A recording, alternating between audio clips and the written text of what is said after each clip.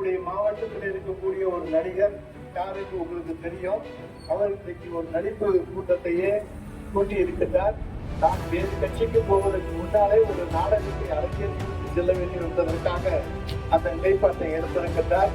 அவர்களெல்லாம் அரசியலிலே யோகியவானவர்கள் அல்ல, நடமற்றவர்கள் என்று சொல்லாமல் தவிர வேறு எந்த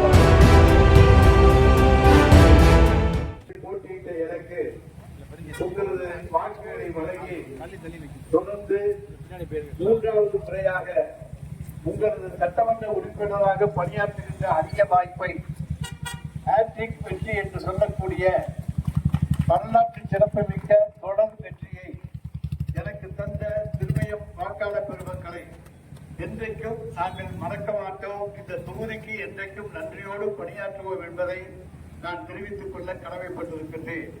புதிய அரசு அமைந்திருக்கிறது. இப்பொழுது அதை பற்றி விமர்சனம் செய்வது நன்றாக இருக்காது. 15 நாட்கள் தான் ஆகிறது. பலர் புதிய பேரம் அது இது என்றெல்லாம் இன்றைக்கு சொல்லிக் கொண்டிருக்கிறார்கள். நம்முடைய மாவட்டத்தில் இருக்கக்கூடிய ஒரு நடிகர் யார் என்று உங்களுக்கு தெரியும். அவர் இன்றைக்கு ஒரு நடிப்பு கூட்டத்தையே கூட்டி இருக்கின்றார். நான் வேறு கட்சிக்கு போவதற்கு முன்னாலே ஒரு நாடகத்தை அரங்கேற்றிவிட்டு செல்ல வேண்டும் என்பதற்காக அந்த நிலைப்பாட்டை எடுத்திருக்கின்றார். அதை பற்றியெல்லாம் நீங்கள் அவர்களெல்லாம் அரசியலிலே யோகியவானவர்கள் அல்ல, அரசியல் எந்த தரமற்றவர்கள் என்று சொல்லாமல் தவிர வேறு எந்த வார்த்தையும் உபயோகித்தால் நன்றாக இருக்காது. எனவே எங்களை பொறுத்தவரை நாங்கள் தலைவர் தளபதியின் கீழ் எங்களுடைய முதலமைச்சராக இருந்த முத்துவேல் கருணாநிதி ஸ்டாலினின் கீழ் தமிழ்நாட்டை தரம் உயர்த்துவதற்கும் முன்னேற்றுவதற்கும் தொடர்ந்து நாங்கள் பாடுபடுவோம்.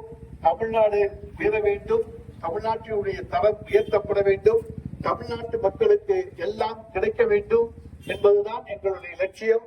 அந்த லட்சிய பயணத்திலே நாங்கள் தொடர்ந்து பயணிப்போம், மக்களை பாதுகாப்போம் என சொல்லி வாக்களித்த அத்தனை நல்ல உள்ளங்களுக்கும் எங்களுடைய நெஞ்சார்ந்த நன்றியையும் வணக்கத்தையும் வாழ்த்துக்களையும் தெரிவித்துக் கொள்கிறோம். நன்றி, வணக்கம்.